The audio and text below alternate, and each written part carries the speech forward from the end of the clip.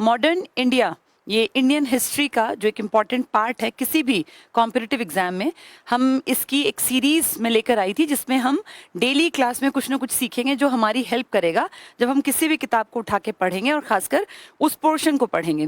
तो आज का टारगेट है एक बहुत फेमस इंसिडेंट जो नेगेटिव एक इम्पैक्ट लोगों के दिमाग पर छोड़ कर गया, और न जाने कितने सारे इंडियंस उस जमाने में, खासकर भगत सिंह जैसे जिनकी उम्र महज उस टाइम पर 13 साल की थी, प्रभावित हुए ऐसे एक कांड से जिसे कहा जाता है जलियांवाला बाग हत्याकांड।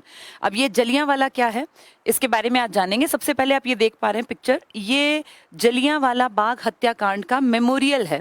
कहीं पर भी जब कोई बड़ा इंसिडेंट, बड़ी घटना होती है तो उसकी याद अगली पीढ़ियों तक रहे कि भाई ऐसा हुआ था, हम लोगों को ऐसे ही ये भारत की आज़ादी नहीं मिली, न जाने कितने लोगों ने शहादत दी है। तो उसी की मेमोरी में ये जो आप देख पा रहे हैं ये है जलियांवाला बाग जो हत्याकांड था उसका मेमोरियल। ठीक है, चलिए हम पढ़ना शुरू करते हैं और आज हम बातचीत करेंगे इन सब इंसिडेंट्स के बारे में। तो शुरू करते हैं कि जलियांवाला का नाम जलियांवाला क्यों है। जल्ली नाम के एक आदमी की प्रॉपर्टी थी ये, बाद में जाके ये एक बाग बना और फिर इसमें लोग जो है इकट्ठा होने लग गए, सभाएं करने लग गए, ढेरों पेड़ थे, हरियाली थी। तो आसपास का जो रिहायशी इलाका था वहां से लोग, यहाँ जैसे आज अगर देखें तो लोग वॉक करने जाते हैं, तब लोग ऐसे इकट्ठे होके चले जाया करते थे। तो एक बड़ा सा बाग था, जल्ली नाम के आदमी के कारण इसका नाम पड़ा जलियांवाला बाग। अब इस बाग की एक खास बात ये थी, आसपास रिहायशी इलाका था, इसकी जो एंट्री थी बहुत ही कंजस्टेड सा एक रास्ता था, संकरी सी, बहुत संकरी सी एक गली में से होकर इसका मेन गेट खुलता था। और भी इसके गेट थे लेकिन वो बंद रहा करते थे, और यहाँ से निकलने और बाहर जाने का, आने का सिर्फ एक रास्ता था। अब ये घटना है, एक्चुअली इस घटना के पीछे चलते हैं 3-4 दिन पहले या उससे भी थोड़ा पहले। 1914 से 1918 आप लोगों ने सुना होगा, पूरे वर्ल्ड में फर्स्ट वर्ल्ड वॉर हुआ था। इस वर्ल्ड वॉर में भारत की तरफ से भारत ने अपने लड़के, जो हमारे वीर ताकतवर लड़के थे, खासकर पंजाब हरियाणा की बेल्ट के, क्योंकि जलियांवाला है इसलिए मैं पंजाब को कंसर्न लेके बता रही हूँ, तो इस बेल्ट के और भी बहुत सारे भारत के अलग अलग हिस्सों के लड़कों को कहा गया कि तुम, अंग्रेजों पे मुसीबत आई है, वर्ल्ड वॉर है, इनकी मदद करो और जाके फौज में भर्ती हो जाओ। हरियाणा, पंजाब और यूपी और इस पूरी बेल्ट से ढेरों लड़के जाके फौज में भर्ती हो गए। क्यों? ताकि फौज में एक दमदार सोल्जर्स की, इन लोगों को आर्मी मिल जाए और ये विदेशों में जहां लड़ रहे हैं वहां इनको एक ताकत, मजबूती वाली ताकत महसूस हो। सोचो, इंडिया के लोग शहीद होने चल पड़े अंग्रेजों की साख के लिए। कोई बात नहीं, कहा क्या गया था कि अगर हम इनकी मदद कर देंगे तो आने वाले टाइम में जब ये युद्ध रुकेगा तो ये बहुत अच्छे ढंग से हमारे साथ व्यवहार करना शुरू करेंगे। शायद इसी उम्मीद में महात्मा गांधी जब 9 जनवरी 1915 को इंडिया वापस आए दक्षिण अफ्रीका से, तो उन्होंने भी ये कहा कि इंडिया का जो यूथ है, जो हाइट हेल्थ में अच्छा है, उसे जाके फौज में अंग्रेजों की मदद करनी चाहिए। गांधी जी के कहने के कारण मान लो, या वैसे भी एक उस टाइम पे एक लहर चली थी, सबके मन में आया कि ठीक है भैया, अपने बेटों को फौज में भेज दें। हजारों हजारों लड़के शहीद हो गए इस देश की, ब्रिटेन की साख को वर्ल्ड वॉर में बनाए रखने के चक्कर में। उसके बाद हमें फील हुआ कि शायद अब अंग्रेजों का रवैया हमारी तरफ बदलेगा, पर हुआ उल्टा। अंग्रेजों की सभा में ब्रिटेन में एक रूल बना दिया गया और उन्होंने कहा कि इंडिया में ना आजकल जो यूथ है ये बड़ी क्रांतिकारी और इस तरह की षड्यंत्रकारी टाइप की नीतियां बना रहा है। क्रांतिकारी तो फिर भी इज्जत का शब्द था, षड्यंत्रकारी और गलत तरीके से नीतियां बना रहा है, जो एक्सट्रीमिस्ट थे उनको फोकस में करके। और ऐसा एक कानून बनाया जाना चाहिए ताकि ये लोग इन नीति, जब ये प्लानिंग करें तो इनके ऊपर हम तुरंत से एक्शन ले सकें। और इसी चक्कर में अंग्रेजों के देश से एक नियम बन के आया, एक कानून बन के आया, जैसे हमने कहा काला कानून, वहां पे जिसने वो एक सजेशन दिया था उस आदमी का नाम था सिडनी रॉलेट। तो उस एक्ट का नाम पड़ गया रॉलेट एक्ट। नाम तो बहुत लंबा चौड़ा था, इंग्लिश में शब्दों का बहुत लंबा कॉम्बिनेशन था। टारगेट था इंडिया के उभरते हुए यंग नौजवान क्रांतिकारी लड़कों को निकलने से पहले दबोच के खत्म कर देना। तो ये कहलाया हमारे लिए रॉलेट एक्ट। अब क्योंकि ये सिडनी रॉलेट ने दिया है तो नाम पड़ गया रॉलेट एक्ट। इस एक्ट में क्या प्रावधान था कि अंग्रेज सरकार जिसको चाहे, जब तक चाहे किसी भी बिना कारण बताए उसको पकड़ के जेल में, बिना उस पे मुकदमा चलाए उसको 2 साल, पहले तो था कि अनलिमिटेड टाइम, फिर कर दिया था 2 साल। उसके पेरेंट्स को ये नहीं पता होगा कहाँ है वो लड़का, किस जेल में है, ना कोई अपील सुनी जाएगी, ना कोई वकील कुछ कर सकता, ना कोई दलील चलेगी। यानी बिना अपील, बिना वकील, बिना दलील का कानून। हम इंडियंस ने इसका खुला विरोध किया। विरोध करने के लिए महात्मा गांधी भी सामने आए, बड़े बड़े लीडर्स। विरोध के बावजूद भी पंजाब की बेल्ट के 2 बड़े लीडर्स पकड़ लिए गए, एक सैफुद्दीन किचलू और एक डॉक्टर सत्यपाल। सत्यपाल आप नाम से समझ गए हिंदू, और सैफुद्दीन किचलू मुस्लिम। यानी हिंदू मुस्लिम एकता उस टाइम पर बढ़िया सामने निकल कर आ रही थी, और अंग्रेजों का टारगेट था इस एकता को कुचल देना। तो उन्होंने 2 बड़े लीडर उठा लिए, दोनों पंजाब की बेल्ट में एक्टिव थे। इन दोनों को अंदर कर दिया गया इसी कानून में, रॉलेट एक्ट में। इसका मतलब अब ये पता नहीं चलेगा कि ये कहाँ बंद हैं, कैसे इनको टॉर्चर कर रहे हैं, क्या इन पे केस लगेगा, कुछ नहीं पता। इस बात का विरोध करने के लिए 10 अप्रैल की घटना है ये, 10 अप्रैल 1919 को कुछ लोग इकट्ठे होके बहुत शांतिपूर्वक तरीके से डीसी के आवास के बाहर गए। उस जमाने में जो, जैसे आज आईएएस ऑफिसर किसी जिले का मुखिया होता है, उस जमाने में भी इस तरह से कमिश्नर्स हुआ करते थे। तो जैसे ये मान लीजिए डीसी कह लेते हैं हम, ताकि आप समझ पाए इस बात को। तो डीसी के घर के बाहर जाके कुछ लोग बड़े शांतिपूर्ण ढंग से थोड़े थोड़े नारेबाजी कर रहे थे, कोई ऐसा कोई हड़कंप नहीं मचा था। डीसी ने 1-2 आदमियों को भेजा कि भाई इनको भगाओ यहाँ से। नहीं भागे, वो विरोध कर रहे थे कि जी आपने हमारे सत्यपाल जी को और सैफुद्दीन किचलू को क्यों पकड़ लिया, हमें कारण तो बताओ, कहाँ बंद है, हमें मिलने दिया जाए, हमारा वकील जाके बात करेगा। तो उन लोगों ने क्या किया, जैसे बातचीत की, तो ये नहीं गए वहां से। अंदर से ऑर्डर आया फायरिंग कर दो, उन्होंने फायरिंग कर दी। 1-2 आदमी वहां मर गया। ये कोई हथियार लेके नहीं गए थे, ये कोई वहां दंगेबाजी नहीं कर रहे थे, ना वहां कोई चीख चिल्लाहट थी। उसके बावजूद निहत्थे लोगों पर, जनता को रिप्रेजेंट करने वाले लोगों को गोलियां चला के मार दिया गया। ये बात देखने में तो 1-2 आदमी के मरने की बात है, लेकिन बेटा ये बहुत बड़ा कांड बनेगी। अब 10 तारीख की उन लोगों की मौत के कारण लोग और गुस्से में आ गए। 11 और 12 तारीख को पंजाब में छुटपुट घटनाएं ऐसी हुई जिनमें गोरों को मार दिया गया, अंग्रेजों का मर्डर कर दिया। हालात खराब होते नजर आए, और ऐसा लगा अंग्रेजों को कि कहीं 1857 की क्रांति वाले इंसिडेंट रिपीट ना हो जाएं, क्योंकि शुरुआत हमेशा एक चिंगारी से होती है। तो उन लोगों ने ये कहा कि इस एरिया में ये एक्टिविटी जहां बढ़ रही है, अमृतसर के आसपास, यहाँ मार्शल एक्ट लगा दो, यानी सेना का नियम। सेना का नियम जब लगता है ना, तो उसका मतलब होता है कि पूरा एरिया में कर्फ्यू लग जाएगा, और पूरी सड़कों पे आपको सेना ही सेना दिखाई देगी। यानी लोगों का घर से निकलना बंद, और कहीं भी 4 लोग खड़े हैं तो उनको परमिशन नहीं होगी कि कहीं भी कोई भी खड़ा है। मार्केट्स बंद करवा दिए जाएंगे, एक तरह से आप मान लीजिए कर्फ्यू लग जाएगा। अब आज का जमाना है सोशल मीडिया का, आप तुरंत में क्या चल रहा है कहाँ, तुरंत से आप जान सकते हैं। लेकिन उस जमाने में बेटा ऐसे रेडियो टीवी अखबार उतने कॉमन नहीं थे। रेडियो टीवी तो भूल जाओ, अखबार भी महीने में कहीं गाँव के आदमी के हाथ लग गया तो लग गया। तो अमृतसर में जो ये एरिया था, इस पूरे एरिया में कर्फ्यू लग गया, और मार्शल एक्ट। गांव के लोगों को क्या पता। अब ये सोचो, 10 तारीख को उन लोगों को मारा है डीसी के घर के बाहर, 11-12 तारीख को ये कलेश हुआ, 13 तारीख को त्योहार आता है। और आज भी हम जानते हैं कि जब फसल पक जाती है रबी की, जिसकी की मुख्य फसल है हमारा गेहूं, मेन खाद्य पदार्थ उत्तर भारत का गेहूं है, वैसे भारत का चावल है। तो जब गेहूं की फसल पक जाती है और कट जाती है, अपने घर पहुंच जाती है, तो किसान बड़ा खुश होता है, क्योंकि उसकी साल भर की मेहनत जब इस तरह से घर पहुंचती है, मार्केट में जाता है, पैसे कमाता है, तो उसको अच्छा लगता है, वो भी खुश होता है। रिक्रिएशन का माध्यम होता था कि भैया मेले लगते थे। तो जब वो रबी की फसल कट के घर आ गई, 13 अप्रैल को बैसाखी का त्योहार था। आप सब जानते हैं पंजाब हरियाणा की बेल्ट में बैसाखी इंपॉर्टेंट त्योहार है, क्योंकि इसी दिन पर 13 अप्रैल को ही जो अपना ये सिख संप्रदाय है ना, इसकी शुरुआत मानी जाती है। तो 13 अप्रैल वैसे भी इंपॉर्टेंट है उस धर्म के लिए भी। और जैसे हम कह दें भाई हिंदुओं में जन्माष्टमी हो गया, या क्रिश्चियन लोगों में जीसस क्राइस्ट का बर्थ हो गया, तो उनके धार्मिक तौर पे देखें तो भी इंपॉर्टेंट दिन था 13 अप्रैल। और वैसे देखें तो त्योहार भी है, फसल कट के घर आई है, तो डबल खुशी थी। अब खुशी को आज इंसान क्या करता है, भाई अपनी सेल्फी खींच रहा है, अपनी वीडियोस पोस्ट कर रहा है, अपने स्टेटस लगा रहा है। तब ऐसा नहीं था, तब लोग खुशी को मनाते थे परिवारों के साथ, मेलों में जाते थे, और पूरे साल के लिए अपनी शॉपिंग्स करते थे। तो इस तरह से गाँव से भर भर के ना जो भी उनके जिनके पास बैलगाड़ी थी, साधन थे, पैदल जैसे तैसे लोग अपने परिवारों को लेकर, जिसमें बुजुर्ग माँ बाप थे, पत्नी थी, बहन थे, बच्चे थे, भाई बंधु थे, उनके परिवार थे, तो सब बड़ी खुशी का त्योहार मनाने के लिए, क्योंकि फसल कट के घर आई थी, जेब में पैसा था, किसान की खुशी तो वही होती है ना, तो वो अपने परिवारों को लेके पहुंच गए वहां। और वहां फिर वो लोग घूमे फिरे मेला, और फिर जैसे थोड़ा इंसान अप्रैल को अगर याद करे, हल्की हल्की गर्मी होने लगती है, तो दोपहर के टाइम पर उनसे बस अमृतसर का गोल्डन टेम्पल जो है, इससे थोड़ी ही दूरी पर था ये जलियांवाला बाग, तो लोग रेस्ट करने के लिए जलियांवाला बाग की तरफ चल पड़े। तब लोग आधे 1 किलोमीटर को चलना नहीं मानते थे आज की तरह, तब ये था कि 2 किलोमीटर भी चलना है तो कौन सी बड़ी बात है। तो वो वहां जाके उस बाग के नीचे, और बाग में पेड़ थे, वहां जाके फैमिलीज अपनी चादर लाई थी भैया, बिछा दी उस पे। अब एक एक परिवार में 15-15, 20-20 आदमी होते थे, वहां अपना लेट गए, कुछ खाना बांध के लाए थे, अपना खाना खा लिया। तो एक तरह से मान लीजिए रिक्रिएशनल एक्टिविटी थी वहां। थोड़ी देर में वहां क्या हुआ, बहुत सारे लोग इकट्ठे हो गए। अब ये किसी को नहीं पता था कि क्या होने वाला है। कुछ लोग एक्टिव थे जो राजनीति की नॉलेज रखते थे, हर आदमी तो राजनीति की नॉलेज नहीं रखता ना। अब वो जो राजनीति की नॉलेज रखते थे, उन लोगों ने वहां एक सभा रखी हुई थी। उस सभा में जो वो 2 बड़े लीडर पकड़े गए थे, सैफुद्दीन किचलू और सत्यपाल, इनके पक्ष में वहां लोगों तक अपनी बात पहुंचाने का टारगेट था।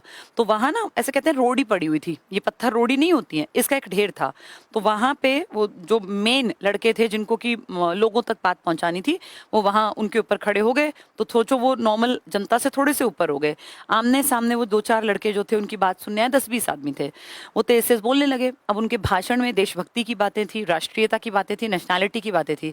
तो जो लोग वहां आराम कर रहे थे ना पेड़ों के आसपास, हर किसी का इंटरेस्ट होता है ना, भी क्या बात कर रहे हैं, क्या बात कर रहे हैं। तो वो पेड़ों के वहां से उठ उठ के लोग अपने परिवारों के पास से, जिसका इंटरेस्ट था, वो धीरे धीरे उसका हिस्सा बनने लग गए। पहले 20 लोग खड़े थे, 10-20 आ गए, फिर 10-20 आ गए, फिर 20-30 आ गए, फिर 20-30। देखते देखते देखते वो बहुत सारे, एक पूरी भीड़ इकट्ठी हो गई। कहते हैं लगभग लगभग 2-2.5 हजार आदमी थे उस बाग में उस टाइम पर। अब ये बात वहां पे कोई इस तरह के चारों तरफ फैले ही होते थे, पुलिस के जो खास इस तरह के मुखबिर वगैरह थे, उन्होंने एक ने जाके वहां खबर कर दी कि आप लोग तो यहाँ कर्फ्यू लगा रहे हो, आप लोग तो मार्शल इसकी लॉ की बातें कर रहे हो, वहां देखो कितने हजार आदमी इकट्ठे हो गए। तो वहां पे फिर जनरल ओ डायर, एक माइकल ओ डायर, एक जनरल डायर, कई लोग इसमें कंफ्यूजन में रहते हैं। जनरल डायर एक आदमी का नाम है, जनरल डायर, और एक आदमी है माइकल ओ डायर, दोनों का सरनेम एक जैसा है, लेकिन जनरल डायर अलग आदमी है, माइकल ओ डायर अलग आदमी है। जनरल डायर अपनी पूरी फौज लेकर, टुकड़ी लेकर फौज की, और 2 तोप भी लेकर, सोचो एक छोटे से बाग में इतनी कितने लोग मारने थे कि तोप भी ले चला। 2 तोप उठाई उसने, और अपने साथ सारी अपनी जो टुकड़ी थी इसके पास, जो इसके अंडर थे, उन सबको लेके अपनी जीप में बैठ के खुली में और चल पड़ा। अब वो पूरे दौड़, मैंने आपको बताया डिस्टेंस बहुत कम था, तो जल्दी ही वो वहां पहुंच गए, और पहुंच के उसी कंजस्टेड से रास्ते से जाके उसने अपनी वो वहां खड़ी करवा दी गाड़ी, जीप, और अंदर वो टुकड़ी भाग के अंदर घुस गई। उन्होंने चारों तरफ, जैसे बाग था इसमें, मान लीजिए यहाँ से वो टुकड़ी घुसी है, तोप रास्ते में ही अड़ गई, क्योंकि कंजस्टेड थी वो गली, तो तोप अंदर नहीं जा पाई। अगर जाती तो पता नहीं और कितना नुकसान करता ये, तो वो तोप अंदर जा ही नहीं पाई। ये जो अंदर गए सैनिक, ये सारे ऐसे खड़े हो गए। अब यहाँ वो ढेरी पे चढ़े हुए, रेत, इसकी मिट्टी की और रेती की और कंकरों की ढेरी पर यहाँ वो भाषण दे रहे हैं। यहाँ पब्लिक इकट्ठी हो रखी है, डिस्टेंस था थोड़ा सा, यहीं इसके आसपास पेड़ हैं जहां औरतें, बुजुर्ग, छोटे छोटे बच्चे ऐसे बैठे हुए हैं। सब लोगों को लगा कि क्या हुआ भाई, एकदम से ऐसे ये पुलिस वुलिस से क्यों आ गई, कोई कुछ समझ ही नहीं पाया। जब तक उनकी कुछ समझ में आता, उन्हें कुछ भी टाइम नहीं दिया गया। और कहते हैं कि जैसे वो भोंपू आपने देखे होंगे, जनरल डायर ने उसको लेके घोषणा की कि तुम लोगों के पास 3 मिनट हैं, जिसको भागना है यहाँ से भाग जाओ। अब आप इमेजिन करो, एक आदमी मेंटली बिल्कुल फ्री है, उसके दिमाग में ये है ही नहीं कि मुझे एकदम से यहाँ से भागना है। वो बिल्कुल फ्री होके, उसका परिवार यहाँ कहीं पेड़ के नीचे अपनी चादर बिछा के, उसके बुजुर्ग माँ बाप लेटे हैं, उसका कोई 2 महीने का 3 महीने का बच्चे खेल रहे हैं, कोई 5 साल का बच्चा है पकड़म पकड़ाई खेल रहे हैं, उसकी वाइफ, उसकी बहन, सब आराम कर रहे हैं। और उस आदमी को कानों में पड़ता है कि 3 मिनट में भाग सकते हो तो भागो। अब तुम इमेजिन करो 3 मिनट में कोई कैसे ही भागेगा, इम्पॉसिबल है। अकेला आदमी भी इतनी भीड़ में से निकल के कहां भागेगा, और गेट पे तो फिर सारी ये फौज खड़ी हुई है, यानी भागने का तो मौका ही नहीं दिया। और 3 मिनट के बाद तुरंत से ऑर्डर दिया फायर। फायर कहते ही इन लोगों ने अंधाधुंध गोलियां चलानी स्टार्ट कर दी। अब इस भीड़ को ये एक्सपेक्टेड ही नहीं था कि ऐसे हमने कुछ किया तो है ही नहीं भाई, कोई तुम्हें मारेगा, तुमने कोई कांड, कुछ तो किया तो हो, कुछ किया ही नहीं, अचानक से गोलियां आने लगी। वो उस टाइम पे गोली लगी, लोग गिरने लगे। तो लोग भगदड़ मचेगी, जो पहली पंक्ति में है उनको तो लग गई, बाकी तो लोग भागेंगे ना। अब उस भगदड़ में लोग इधर उधर भाग रहे हैं, तो जिस तरफ ज्यादा लोग भाग रहे थे ना, इन सब की डायरेक्शन कहा उस तरफ कर दो, और मान लो उधर लोग भागने लग गए ज्यादा तादाद में, तो सबकी डायरेक्शन उधर करवा के ताकि मैक्सिमम लोग मर जाएं, मैक्सिमम लोगों को मारने का टारगेट बना लिया। 10 मिनट तक लगातार लगातार लगातार गोलियां चलती रही, अंधाधुंध फायरिंग थी। किसी के सर में गोली लगे, किसी के कंधे पे लगे, किसी के पेट में लगे, किसी के पैरों में लगे, इनको कोई फर्क नहीं पड़ता, ना कोई मानवता इनके मन में थी। कहते हैं सबसे छोटा जो बच्चा यहाँ मरा था उसकी एज सिर्फ 6 सप्ताह की थी, 6 हफ्ते का बच्चा, यानी 1.5 महीने का बच्चा। 1.5 महीने का बच्चा है ना, अपनी गर्दन भी नहीं संभाल सकता, उसको गोद में ऐसे लेना पड़ता है, वो गर्दन से ऐसे पकड़ नहीं सकते कि वो गर्दन संभाल ले। इतना छोटा बच्चा यहाँ मारा गया था और ढेरों लोग मारे गए। इस बीच में आप सबने वो मूवीज में देखा होगा, एक कुआं था, जान बचाने के लिए कुएं में औरतें कूदने लगी, बुजुर्ग कूदने लगे, तो कहते हैं 100+ शव तो बाद में निकाले गए थे। कितने लोग उस कुएं में कूद के मर गए, और कितने लोग जब कोई रास्ता नहीं मिला दीवारों पे चढ़ने लगे। आप अगर कभी गए हैं तो आज भी यहाँ की दीवारों पर गोलियों के निशान हैं। ये जलियांवाला बाग हत्याकांड था। ऐसा नहीं कि सब मरे, सब तो मर ही नहीं सकते, जिसके पैर में लग गई वो कैसे मरेगा, वो तो बच जाएगा। और ज्यादा लोग बच सकते थे, लेकिन जब ये 10 मिनट बाद इसने ये रुकवाया फायरिंग के राउंड, तो बहुत सारी लाशें और बहुत सारे लोग जिनको की गोली लग गई है, ब्लीडिंग हो रही है, बेहोश हो गए हैं, लेकिन मरे नहीं है, ऐसे ढेर लोगों का एक पूरा ये बाग भर गया था। अब इसके बाद जो लोग जिंदा थे कम से कम वो बच जाते अगर ये स्ट्रिक्ट ना होता, लेकिन जनरल डायर ने इस एरिया में किसी को एंटर नहीं होने दिया। ये खबर आग की तरह फैल गई कि जलियांवाला बाग में गोलियां चल गई, गोलियां चल गई, लोग मर गए। तो सोचो गांव तक भी तो पहुंची ही खबरें, गांव के लोग तुरंत भागे, जिसके घर परिवार के लोग थे। भाई मान लो 4 भाई हैं, 3 भाइयों का परिवार आ गया, चौथा भाई वहां रह गया, उसको खबर लगी कि भाई वहां माँ बाप, बहन थी, वाइफ थी, बच्चे थे, भाई का परिवार था, तुरंत भागे लोग, लेकिन शहर में आ ही नहीं पाए। सोचो पूरी रात वहां पे किसी ने किसी को संभाला नहीं, कितने लोग ब्लीडिंग एक्स्ट्रा होने से मर गए, यानी जो चीज संभाली जा सकती थी, जो सिर्फ एक गुस्से के कारण शायद ये स्टेप लिया गया था, उसको बाद में भी संभालने का मौका नहीं दिया। इसमें ही एक आदमी, एक जवान लड़का जिसका नाम था उधम सिंह, सरदार उधम सिंह, आप सबने सुना होगा, वो भी इसी बाग में थे, और वो भी घायल हुए थे, लेकिन वो बच गए थे। जब उनको होश आया लेट नाइट, उनकी आंखें खुली तो उन्होंने चारों तरफ बाग को देखा, ब्लड ही ब्लड चारों तरफ। भाई गोली लगेगी तो ब्लड तो निकलेगा ना, जो आदमी मर गए हैं, जिंदा हैं, ब्लड तो सब में से निकल रहा था, क्योंकि मारे तो गोलियों से थे, गोली लगते तो ब्लड निकलेगा। पूरे में चारों तरफ कोई बच्चा छोटा सा रो रहा है, कोई बेहोश हुआ पड़ा है, कोई मर गया। तो उनके मन पे ये इंसिडेंट ऐसे छाप छोड़ गया, उनको लगा कि मैं जिंदा हूं, मैं इस चीज का बदला लूंगा। उस चीज को उन्होंने अपनी आंखों में इस तरह से बसा लिया कि इसका बदला उन्होंने 21 साल बाद लिया। ये घटना थी 13 अप्रैल 1919 की। इसके बाद 1940 में, सोचो 21 साल बाद, लंदन के कैक्सटन हॉल में जाके इन्होंने दिन दहाड़े मर्डर कर दिया था, गोलियों से भून डाला था माइकल ओ डायर को। जनरल डायर तो वो था जिसने यहाँ मारा, माइकल ओ डायर वो था जिसके ऑर्डर पर ये सब हुआ था। और बाद में पता है इसने क्या किया, जब ये जनरल डायर वापस गया तो इसको फील हुआ कि मैं, अधिकारी मुझसे पूछेंगे भाई तूने किससे पूछ के किया इतना बड़ा कांड ये, तो इसने तुरंत से ना वहां से मैसेज भिजवाया और कहा कि मेरे ऊपर इंडियंस ने अटैक कर दिया था और अपने आप को बचाने के लिए मुझे ये स्टेप लेना पड़ा।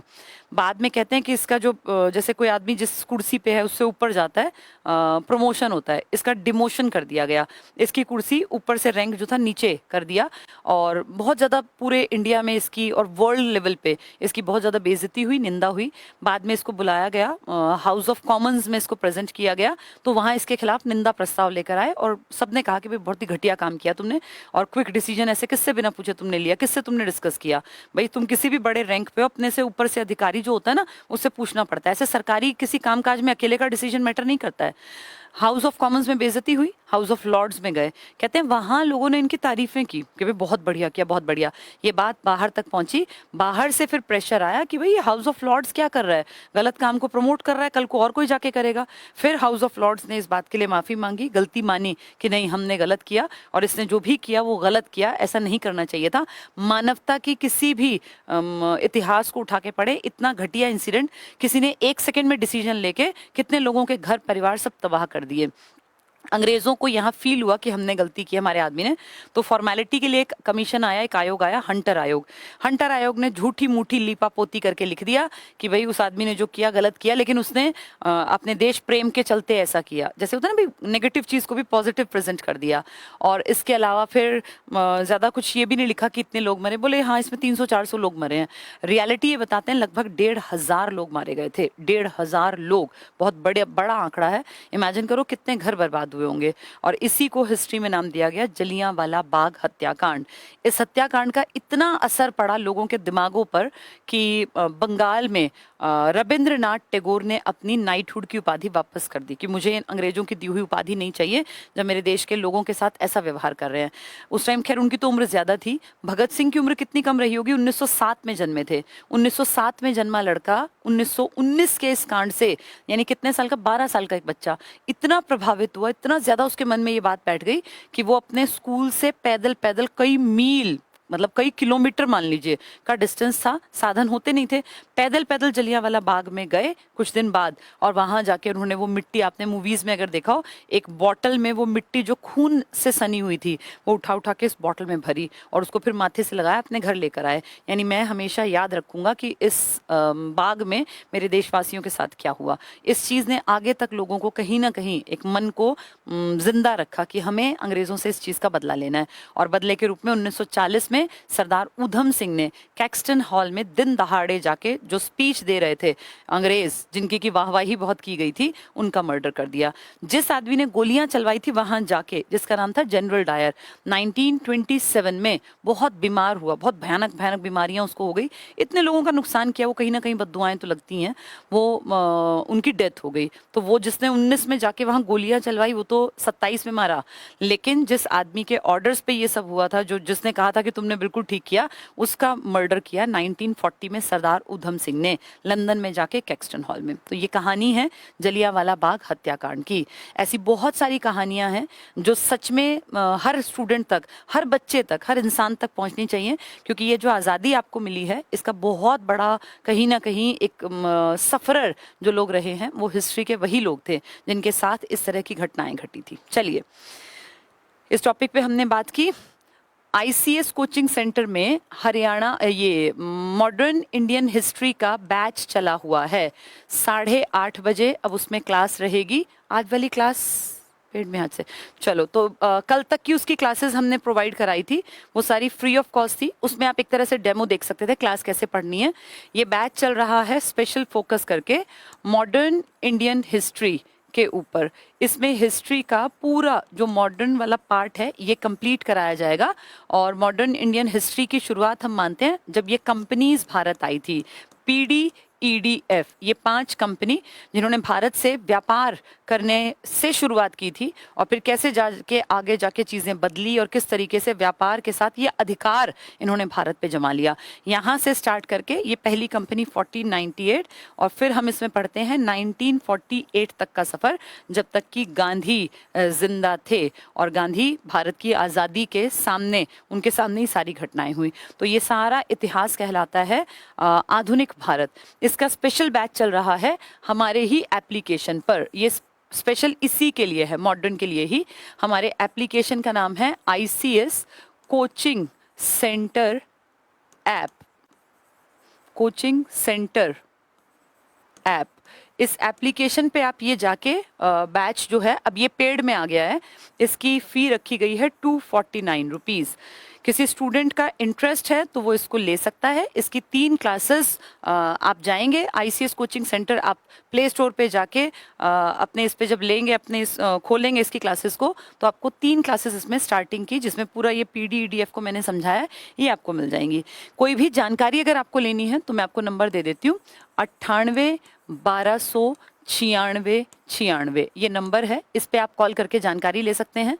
एक और नंबर है 90-53-6800, एक और नंबर है 90-53-20 40। ये ICS coaching centre headquarter Sonipat का नंबर है। इस पे आप जानकारी ले सकते हैं। इन दोनों पे आप ऐप से जुड़ी जानकारी ले सकते हैं। एप्लीकेशन पे पूरे साल के बैचेस भी हैं, जो लाइव क्लासेस भी हैं, रिकॉर्डेड भी हैं, और स्पेशल बैचेस अब तक हमने स्टार्ट नहीं किए थे। ये पहला एक एक्सपेरिमेंट किया है जिसमें हिस्ट्री का बैच मेरा है। इसमें मॉडर्न हिस्ट्री पूरी कराई जाएगी, और मॉडर्न हिस्ट्री मैंने आपको बता ही दिया, 249 इसके चार्जेस हैं। हरियाणा के स्टूडेंट्स के लिए खास है। CET के ऊपर जो पंगेबाजी यहाँ चल रही थी, उसमें अब कल जो है उसकी लिखित में हाई कोर्ट की ऑर्डर की कॉपी आ गई है। आप सब लोगों ने पढ़ी ली होगी, जिन लोगों ने नहीं पढ़ी है। वैसे मेरे ख्याल को ऐसा होगा नहीं जिसने पेपर दिया और ना पढ़ा हो, क्योंकि ये तो बहुत इंपॉर्टेंट चीज़ थी।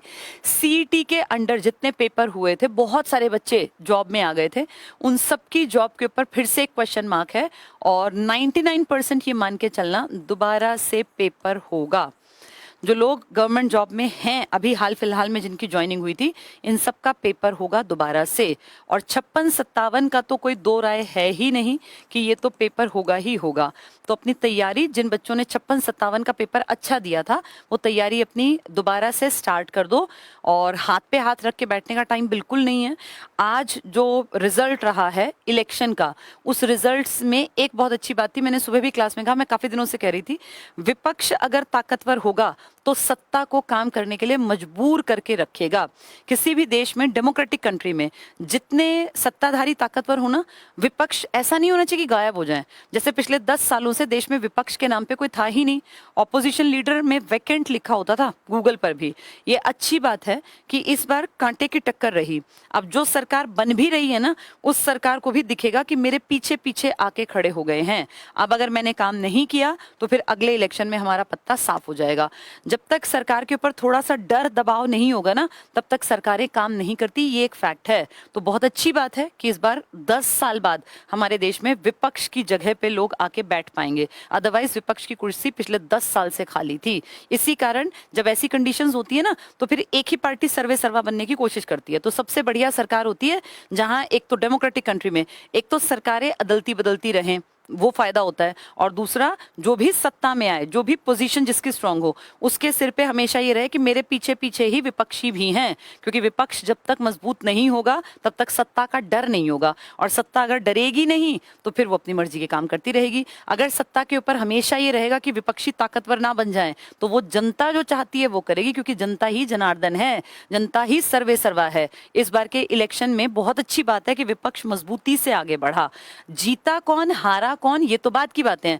पहली बात है कि क्या हमारे पास अगले 5 साल तक अपनी बात रखने के लिए विपक्षी हैं? तो अब हम कह सकते हैं हाँ, अब विपक्षी हैं। अब विपक्षी जनता की बात को बार बार क्वेश्चन आंसर्स के फॉर्म में जब जब सत्र होंगे वहां उठाएंगे। तो अच्छी तो बात है। इसीलिए जरूरी है डेमोक्रेटिक कंट्री में, जीते हारे कोई भी, लेकिन विपक्ष जरूर बनना चाहिए। चलो, तो अब ये जो स्टूडेंट्स हैं, जो हरियाणा के स्पेशल बात हो रही है, ये इन स्टूडेंट्स के लिए इनको तैयारी करनी पड़ेगी। 56-57 के पास कोई ऑप्शन नहीं है, पेपर होगा। अब MLA के इलेक्शन है हरियाणा में। MLA के इलेक्शन का फायदा क्या होगा? MP में बराबरी पर कांटे की टक्कर हो गई। 5-5 10 सीट थी हरियाणा से, 5 बीजेपी ले गई, 5 कांग्रेस। बहुत अच्छी बात है। अब जो हरियाणा में अगर पार्टी चाहती है कि हम आए, तो उनको हरियाणा के स्टूडेंट्स के लिए काम करना पड़ेगा। अगर वो हरियाणा के स्टूडेंट्स के लिए काम नहीं करेंगे तो हरियाणा की वोट ही नहीं मिलेंगी। ये बहुत बहुत अच्छी बात है कि अब उम्मीद कर सकते हैं कि जो सरकार प्रेजेंट में बैठी है उसके ऊपर भी एक दबाव आएगा कि भैया काम करके दिखाओ। जैसे 5 रह गई, ऐसे कहीं 90 में से फिर घटके, पिछली बार 40 थी, अगर काम नहीं किया तो वो 40 से भी घटके कम हो जाएंगी। अब सरकार के ऊपर अपने आप दबाव बन जाएगा। इसका फायदा स्टूडेंट्स को मिलेगा। अच्छी बात है। जो बेचारे लग गए थे उनको भी हटाने की कगार पर ले आए हैं, तो उनकी भी तो सोचे ना परिस्थिति कैसी घरों में क्रिएट हो गई है। तो अब जो बच्चे 56-57 के हैं, जी तोड़ मेहनत कर दो। तुम पहले भी बहुत मेहनती थे, 3-3.5 साल से तुम मेहनत कर रहे थे, पर बेटा अब दोबारा से एक बार वापस से मेहनत करनी पड़ेगी। इन बच्चों के लिए हम लोगों ने अपनी एप्लीकेशन पे क्रैश कोर्स चलाया है, जिसमें कि हम स्पीड से इस क्रैश कोर्स में सिलेबस पूरा करा रहे हैं, और इसमें डेली क्लासेस लग रही हैं, इंग्लिश की, रीजनिंग की, साइंस की, हरियाणा जीके की। कल पहली क्लास थी, इंट्रोडक्शन था, आज उसी को कंटिन्यू करेंगे और आज मैथ्स की क्लास भी रहेगी। तो ये सब्जेक्ट स्पीड से पूरे करेंगे। जब लोग बैठे फालतू की बातें कर रहे हैं, अब बिना बात की चीज़ों में इन्वॉल्व हैं, तब पढ़ने वाले बच्चों को सबसे कट के अपने पढ़ाई पे दोबारा आ जाना चाहिए। पेपर 100% होगा, इसमें कोई दो राय नहीं है। अब बस ये मुद्दा है कि कौन पढ़ेगा और कौन छोड़ देगा। साल भर हो गया पढ़े हुए, अगस्त के बाद से बहुत सारे बच्चों ने पढ़ाई छोड़ दी क्योंकि उनका पेपर अच्छा गया था और सरकार का कहना था बिल्कुल चौड़े होके कि हम पेपर रद्द नहीं करेंगे। कोर्ट ने पेपर रद्द करा दिया। अब सरकार कुछ नहीं कर सकती, अब सरकार को पेपर लेना पड़ेगा क्योंकि कंटेम्प्ट ऑफ कोर्ट तो कोई करेगा नहीं। तो हरियाणा के स्टूडेंट्स के लिए ये क्रैश कोर्स है। अगर आपका इंटरेस्ट है तो आप इसकी जानकारी ले सकते हैं इन नंबरों पर जो मैंने अभी लिखे थे। ये नंबर है, ये स्पेशल सिर्फ हरियाणा के स्टूडेंट्स के लिए है। इसमें हरियाणा जी के मैथ्स, रीजनिंग, इंग्लिश और साइंस पे फोकस रखेंगे थोड़ा सा ज्यादा। और समय मिल गया, अगर पेपर थोड़ा सा खिंच गया, बहुत ज्यादा नहीं खिंचेगा क्योंकि सरकार अब आज जो होगा ना, आज और कल, अब 1-2 दिन में आप देखेंगे हरियाणा में एमएलए को भी एक्टिव कर दिया जाएगा क्योंकि अगले 2-3 महीने के अंदर इलेक्शन है। और जो बयार अब चली है, जो अब हवा चली है, उसने दोनों को बराबरी पर लाकर खड़ा कर दिया। यानी बीजेपी को टिकना है अगर हरियाणा में, तो बीजेपी को काम करके दिखाना पड़ेगा, वरना बीजेपी का सुपड़ा साफ हो जाएगा। कांग्रेस भी ये देखेगी कि भैया हमें वोट कैसे मिले, आधे आधे पर हैं। आधे से ऊपर जाने की कोशिश तो हर आदमी करता है, वो आधे से ऊपर जाने के लिए देखेगी कहाँ कमजोरी, उस कमजोरी को वो लोगों को लौटा के कि हम तुम्हारे लिए ये कर देंगे, इसका फायदा उठाएगी। कुछ भी करें बेटा, राजनीति है, राजनीति की सोच वहां से शुरू होती है जहां आप और मैं सोचना खत्म कर देते हैं। हमें इनके पंगेबाजी कभी समझ में नहीं आएगी। ये बाहर लड़ते हैं, आमने सामने सब एक जैसे होते हैं, देखने में स्टेज पे लगता है लड़ते हैं, लेकिन फिर आपस में देखेंगे तो इनके बहुत बढ़िया भाईचारे और दोस्ती के संबंध होते हैं। तो इसीलिए मैं क्लास में भी ये कहती हूँ, किसी के साथ आपस के रिश्ते खराब नहीं करने चाहिए। कोई आए कोई जाए, ये नियम है। डेमोक्रेटिक कंट्री में कोई एक अकेला राज नहीं करेगा, सरकारें आएंगी जाएंगी। हमारा फायदा किसमें? जो हमारे हक की बात करें, शिक्षा पे, स्वास्थ्य पे, रोजगार पे बात करें। तो हरियाणा के स्टूडेंट्स के लिए ये अच्छा ऑप्शन है। उन्हें चाहिए कि अब सरकार जो ये सीटें जो आ रही है ना, इसका फायदा उठा लें, खूब पढ़ के और अपनी नौकरी ले जाएं। तो ये जिसका इंटरेस्ट है क्रैश कोर्स में, वो इसको ज्वाइन कर सकता है। इसमें आज मेरी हरियाणा जीके की भी क्लास रहेगी, उसको आज फ्री करा देंगे एप्लीकेशन पे, आज वो फ्री में डाल देना, ठीक है?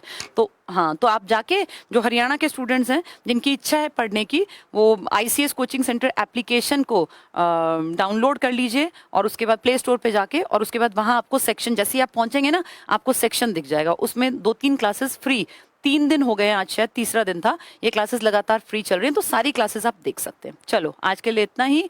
अच्छा, क्विज का रिजल्ट कहाँ है? क्विज का रिजल्ट मिनिमाइज।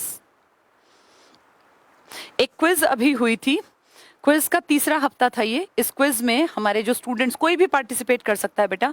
इसमें पढ़ाई के साथ कमाई, ये इसकी टैगलाइन है। और इसमें स्टूडेंट्स को जो भी हैं, ऐसा जरूरी नहीं कि स्टूडेंट मतलब पढ़ने वाले, कोई भी लेडी, कोई भी बुजुर्ग आदमी, कोई भी इसमें पार्टिसिपेट कर सकता है।